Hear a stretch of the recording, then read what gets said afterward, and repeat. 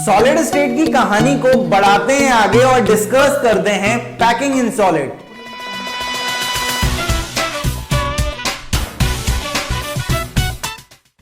यार solid state में कई सारी चीजें अपन पढ़ चुके हैं। अपन ने सॉल्यूशन वहां पर जो नेक्स्ट चैप्टर प्रीवियस चैप्टर था वो पढ़ लिया है, इलेक्ट्रोकेमिस्ट्री पढ़ चुका और जो सॉलिड स्टेट है उसका बहुत सारा पार्ट अपन पढ़ चुके हैं। अब बात आती है कि इन सारी चीजों को अपन किस तरह से याद रखें, किस तरह से दिमाग में रखें। तो इसके लिए बहुत जरूरी है कि आप रिवीजन के लिए थोड़ा सा टाइम निकालें यार, क्योंकि अगर आपका रिवीजन नहीं होगा तो जो पुरानी चीजें हैं वो आप भूलते जाओगे। अगर वो भूल गए तो फिर भाई ठीक है तो टेंशन होने वाली है। तो याद रखें कि जो रिवीजन है उसका टाइम आप फिक्स करें, क्योंकि आप जब तक रिवीजन नहीं करोगे तो जो पुरानी चीजें हैं वो भूलते जाओगे, और जब पुरानी चीजें भूलते जाओगे तो नई चीजें पढ़ने का कोई लॉजिक नहीं आता है यार। क्योंकि आपके पास एंड में जाके पता चलेगा कि हमें तो जो अभी नया नया पढ़ा है वही आता है, जो पुराना पढ़ा था वो तो हम भूल गए।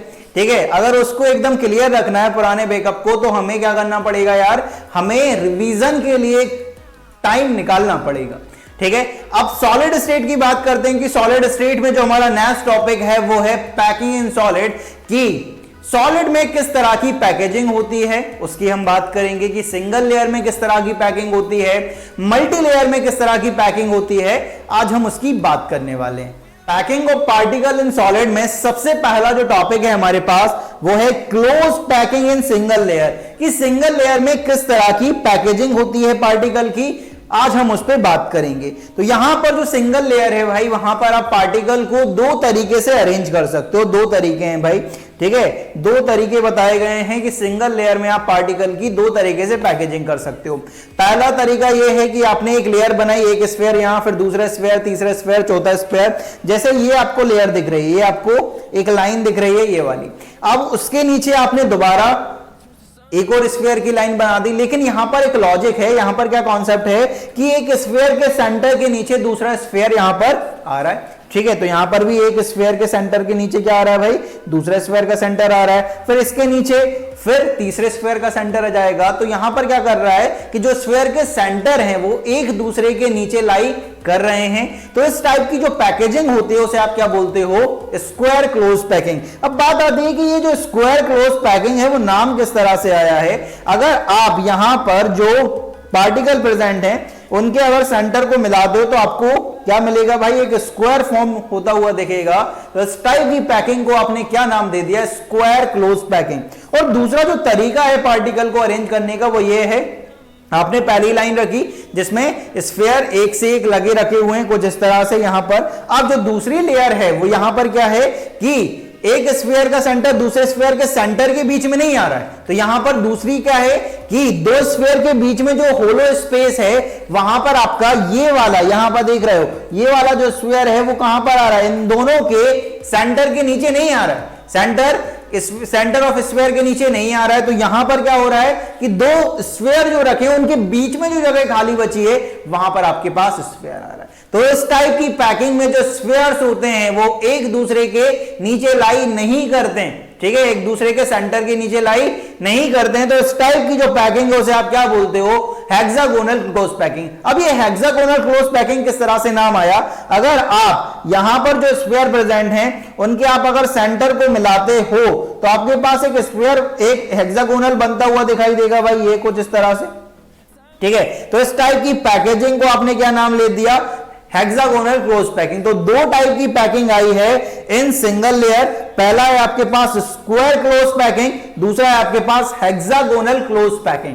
अब बात करते हैं कि स्क्वायर क्लोज पैकिंग और हेक्सागोनल क्लोज पैकिंग में क्या क्या खास बातें होती हैं। तो सबसे पहला तो क्या होता क्या है स्क्वायर क्लोज पैकिंग या हेक्सागोनल क्लोज पैकिंग में, तो पहला पॉइंट तो यही आता है कि इस टाइप की पैकिंग में जो सेंटर होता है स्फीयर का वो एक दूसरे के नीचे लाई करता है। तो इस टाइप की पैकिंग को आप क्या बोलते हो, स्क्वायर क्लोज पैकिंग, क्योंकि यहां पर जो सेंटर है स्फीयर का वो एक दूसरे के नीचे क्या कर रहा है, लाई कर रहा है। तो इस टाइप की पैकिंग को आपने क्या नाम दे दिया, स्क्वायर क्लोज पैकिंग। और वहीं दूसरी साइड हेक्सागोनल क्लोज पैकिंग में यहां पर क्या हो रहा है, the centre of sphere are not lie one below another, such type of arrangement is called hexagonal close packing। तो स्क्वायर क्लोज पैकिंग में जो स्फीयर का सेंटर है वो एक दूसरे के नीचे आ रहा है, तो इस टाइप के अरेंजमेंट को स्क्वायर क्लोज पैकिंग नाम दे दिया। और वहीं दूसरी साइड हेक्सागोनल क्लोज पैकिंग में जो स्फीयर का सेंटर है वो एक दूसरे के नीचे लाई नहीं कर रहा है, तो इस टाइप के अरेंजमेंट को क्या नाम दिया भाई? Hexagonal close packing. अब बात करते हैं कि स्क्वायर क्लोज पैकिंग और हेक्सागोनल क्लोज पैकिंग में कोऑर्डिनेशन नंबर कितना होता है, कि एक स्पेसिफिक पार्टिकल के अराउंड कितने पार्टिकल उसे सराउंड कर रहे हैं, नाइबरिंग जो पार्टिकल हैं उन्हें, उसका कोऑर्डिनेशन नंबर कहा जाता है। तो यहां पर अगर कोऑर्डिनेशन नंबर की बात करें तो यहां पर कोऑर्डिनेशन नंबर 4 आता है, क्योंकि एक स्पेसिफिक पार्टिकल के अराउंड 4 पार्टिकल देखे जाएंगे भाई, ठीक है। तो यहां पर ये पार्टिकल है, ये पार्टिकल है, ये पार्टिकल है, ये पार्टिकल है, तो यहां पर जो कोऑर्डिनेशन नंबर होगा वो 4 होगा। और वहीं हेक्सागोनल क्लोज पैकिंग में अगर इस स्पेसिफिक पार्टिकल के अराउंड देखा जाए तो ये पार्टिकल है, ये पार्टिकल है, ये है, ये है, ये है और ये है, तो यहां पर टोटल हमारे पास 6 ऐसे पार्टिकल हैं जो स्पेसिफिक पार्टिकल के अराउंड आ रहे हैं। तो यहां पर जो कोऑर्डिनेशन नंबर है वो कितना है? हमारे पास 6 है।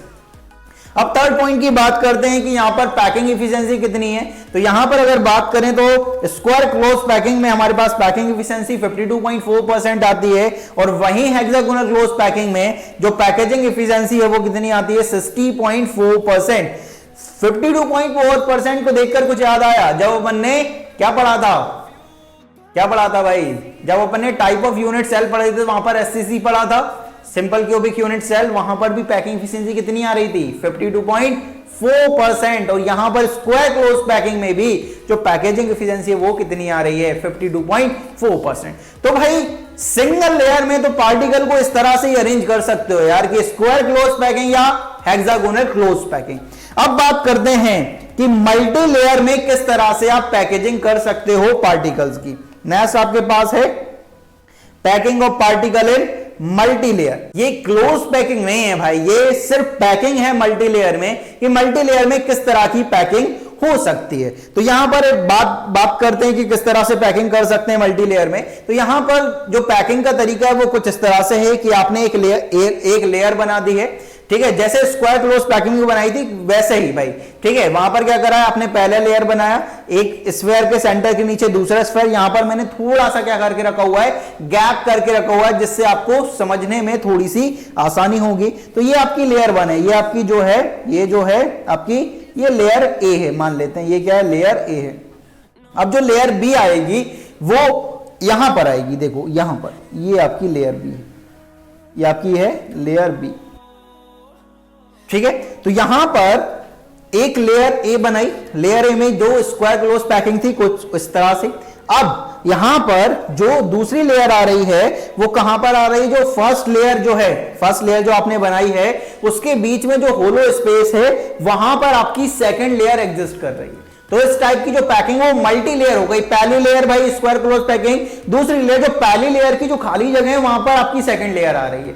तो इस टाइप की जो पैकिंग है उस टाइप की पैकिंग को आप क्या बोलते हो? इस टाइप के अरेंजमेंट को आप बोलते हो body centred cubic arrangement. Body centred cubic arrangement याद रखना है, ये पैकिंग इन मल्टी लेयर है, लेकिन ये close packing in multi layer नहीं है भाई, ठीक है। तो इस बात का ध्यान रखें कि ये पैकिंग इन मल्टी लेयर है, बिल्कुल सही बात है, लेकिन क्लोज पैकिंग मल्टी लेयर है, ये बहुत गलत बात है, ये ध्यान रखें, ठीक है। अब यहां पर जो काम की बातें हैं उसकी बात करते हैं कि बॉडी सेंटर्ड क्यूबिक अरेंजमेंट में बेसिकली होता क्या है। यहां पर अगर बात करें तो in this type of arrangement the sphere of second layer lies at the spaces in the first layer. जो सेकंड स्फीयर है वो कहां पर एग्जिस्ट कर रहा है, कहां पर लाई कर रहा है? जो फर्स्ट लेयर की जो खाली जगह थी, स्पेस थी, होलो स्पेस जहां थी, वहां पर ये लाई कर रहा है। दूसरी बात आती है कि कोऑर्डिनेशन नंबर कितना है। तो यहां पर जो कोऑर्डिनेशन नंबर है वो कितना है भाई? 8 है।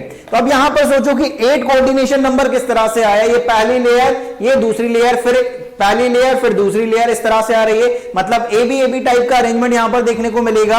अब यहां पर जो लेयर बी वाला एटम है, इस वाले पार्टिकल को देखने की कोशिश करना, इस वाले पार्टिकल को थोड़ा सा ऑब्जर्व करने की कोशिश करना यार, किस तरह से कि ये जो वाला जो पार्टिकल है वो नीचे 4 पार्टिकल से सराउंडेड है, 4 पार्टिकल को टच कर रहा है। अब जब लेयर ए आएगी तो ये 4 पार्टिकल ऊपर वाले को टच करेगा, तो नीचे 4 पार्टिकल को टच कर रहा है, ऊपर 4 पार्टिकल को टच कर रहा है, तो यहां पर जो कोऑर्डिनेशन नंबर होगा वो कितना होने वाला है? 8 होने वाला है। तो यहां पर बॉडी सेंटर्ड क्यूबिक अरेंजमेंट में जो कोऑर्डिनेशन नंबर निकलता है वो कितना है? 8। और लास्ट में अगर पैकिंग एफिशिएंसी की बात करें, पैकिंग एफिशिएंसी आती है यहां पर 68%। जैसे ही 68% देखोगे पैकिंग एफिशिएंसी, दिमाग में चमकना चाहिए। क्या चमकना चाहिए कि जब हमने बीसीसी अरेंजमेंट पढ़ा था क्यूबिक यूनिट सेल का, ठीक है, तब अपन ने जब बीसीसी पढ़ा था तो वहां पर भी पैकिंग एफिशिएंसी कितनी आ रही थी, 68%। ये कुछ तरीके हैं जिससे आप रिलेट कर सकते हो और याद करने में थोड़ी सी मदद मिलेगी। नहीं तो अगर आप अलग अलग सोच रहे हो कि सारा सब्जेक्ट ही अलग है तो फिर याद करना थोड़ा सा मुश्किल हो जाएगा दोस्त, ठीक है। इसलिए चीजों को रिलेट करते हुए चलें, जितना जल्दी आप रिलेट करोगे उतनी चीजें दिमाग में रहेंगी और बहुत कम चांस होते हैं कि वो चीजें आप भूल जाएं, ठीक है। तो रिलेट करते हुए पढ़ें। केमिस्ट्री को रिलेशन बहुत जरूरी है भाई, चाहे कोई भी केमिस्ट्री हुई उसमें रिलेशन होना बहुत जरूरी है। जब तक रिलेशन नहीं है तब तक केमिस्ट्री सही चलेगी नहीं, ठीक है, समझ रहे हो। तो केमिस्ट्री में रिलेशन बहुत जरूरी है। तो आगे की चीजें अगर आपको सही चलानी है तो पुरानी चीजों के बीच में तालमेल बिठाना पड़ेगा दोस्त, ठीक है, तभी ये चीजें सही होंगी। ये है पैकिंग इन मल्टीलेयर। अब बात आती है कि क्लोज पैकिंग इन मल्टीलेयर किस तरह से होती है। क्लोज पैकिंग इन मल्टीलेयर यहां पर किस तरह का होगा उसकी हम बात करते हैं। नेक्स्ट आता है यार हमारे पास क्लोज पैकिंग मल्टीलेयर की। मल्टीलेयर में क्लोज पैकिंग किस तरह से होती है। अभी अभी जो अपन ने पढ़ा है बॉडी सेंटर्ड क्यूबिक अरेंजमेंट, वो पैकिंग इन मल्टीलेयर है भाई, ठीक है, इसमें कोई शक नहीं है कि वो पैकिंग इन मल्टीलेयर है, ठीक है। लेकिन शक इस बात का है ये क्लोज पैकिंग नहीं है मल्टीलेयर में, इस बात का ध्यान रखेंगे। अब बात करते हैं क्लोज पैकिंग इन मल्टीलेयर किस तरह से होती है। इसे समझने के लिए बड़ा आसान है। जो पहली लेयर है वो आप हेक्सागोनल क्लोज पैकिंग जब आपने बनाई थी सिंगल लेयर में कुछ इस तरह से, यहां पर ये आपकी लेयर ए की तरह काम करेगी। ये लेयर ए है भाई, ये आपकी लेयर ए है, ठीक है। अब यहां पर जो हेक्सागोनल क्लोज पैकिंग थी, ये दो स्फीयर, उनके बीच में जो जगह बची वहां पर ये दूसरा स्फीयर इस तरह से। अब यहां पर ये पहली लेयर बनाएगी जो हेक्सागोनल क्लोज पैकिंग में जैसा बनाया था उसी तरीके से। अब दूसरी जो लेयर है, लेयर बी है, वो कहां पर आती है, वो यहां पर आती है, वो यहां पर आती है। ये अगर दूसरे पैन से बनाना चाहें तो ये जो लेयर बी है वो यहां पर आएगी, ये रही लेयर बी, ये लेयर बी है भाई, ठीक है। तो यहां पर ये लेयर बी है, लेयर ए, उसके ऊपर क्या है, ये लेयर बी। ये जो आ रही है ये आपकी लेयर बी है, इस बात का ध्यान रखेंगे, ये लेयर बी है, ठीक है। अब दो टाइप की क्लोज पैकिंग होती है भाई, ठीक है। एक होती है एबी एबी टाइप की जो इस तरह से ही होती है, एक और होती है एबीसी एबीसी टाइप की, ठीक है। तो एबी एबी लेयर तो समझ आ गई। अब सी जो लेयर है वो यहां पर आती है, याद रखना, ये यहां पर आती है, ये जो है वो ये आपकी सी लेयर है, ये आपकी जो है वो सी लेयर है भाई, ये आपकी जो है वो लेयर सी है, ठीक है। तो यहां पर जो क्लोज पैकिंग है मल्टी लेयर में वो कुछ इस तरह से चलने वाली है। एक है हेक्सागोनल क्लोज पैकिंग और दूसरी है क्यूबिक क्लोज पैकिंग या face centred cubic close packing.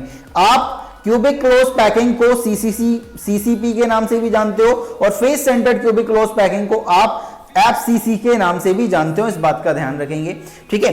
तो दो टाइप की क्लोज पैकिंग निकली है हमारे पास, एक निकली है हेक्सागोनल क्लोज पैकिंग और दूसरी क्यूबिक क्लोज पैकिंग या face centred cubic close packing. अब बात करते हैं तो हेक्सागोनल क्लोज पैकिंग में जो अरेंजमेंट होता है वो कैसा होता है, एबी एबी टाइप का अरेंजमेंट होता है। सिर्फ दो लेयर होती है, एबी फिर एबी फिर एबी, इस तरह का अरेंजमेंट चलता है। वहीं दूसरी साइड आपके जो हेक्सागोनल क्लोज पैकिंग है वहां पर एबीसी एबीसी टाइप का अरेंजमेंट चलता है, इस बात का ध्यान रखेंगे। अब बात करते हैं कि हेक्सागोनल जो क्लोज पैकिंग होती है उसमें टेट्राहेड्रल वॉइड्स कवर्ड होते हैं और क्यूबिक क्लोज पैकिंग में ऑक्टाहेड्रल वॉइड्स कवर्ड होते हैं। अब ये समझ नहीं आता बाबा जी कि ये टेट्राहेड्रल वॉइड्स क्या होता है, ऑक्टाहेड्रल वॉइड्स क्या होता है। अभी के लिए सिर्फ इतना समझ लो, टेट्राहेड्रल वॉइड्स का मतलब है कि एक ऐसा स्पेस जब क्रिएट हो जब चार टचिंग स्फीयर रखूं, ठीक है, चार टचिंग स्फीयर के कारण जो होलो स्पेस वहां पर क्रिएट होगा उसे आप टेट्राहेड्रल वॉइड बोलोगे।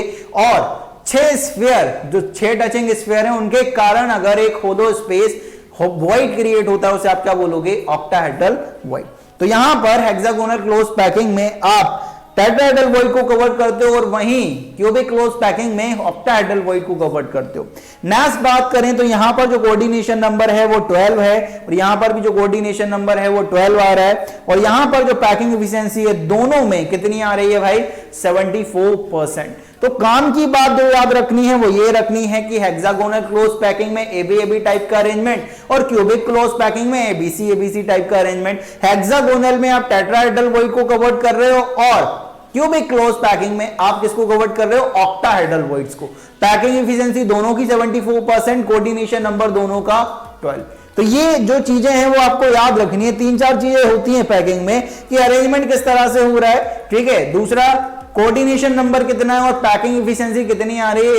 इतने पॉइंट अगर आपको आते हैं तो आपका पैकिंग का सवाल आराम से आपसे बन जाएगा। तो इस तरह से आप पैकिंग कर सकते हैं, ठीक है। पैकिंग से अब जो भी रिलेटेड क्वेश्चन आएगा वो यहां से आराम से सॉल्व हो जाएगा। तो आज अपन ने पैकिंग के बारे में जितना भी हो सकता है वो सारा का सारा पढ़ लिया है भाई। आपके सिलेबस में जो भी पार्ट है वो पैकिंग से रिलेटेड अपन सारी चीजें पढ़ चुके हैं, ठीक है। अब यहां पर पैकिंग से रिलेटेड जो भी क्वेश्चन आएगा वो आप बहुत आसानी से पढ़ सकते हैं। अब बात आती है, बाबा जी आपने एक टेट्राहेड्रल वॉइड बताया, एक ऑक्टाहेड्रल वॉइड बताया, कि ये वॉइड होते क्या है एक्चुअल में, उसकी हम बात करेंगे नेक्स्ट वीडियो में। तो इस वीडियो में बाबा जी की तरफ से इतना ही, मिलते हैं नेक्स्ट वीडियो में, तब तक के लिए जय हो।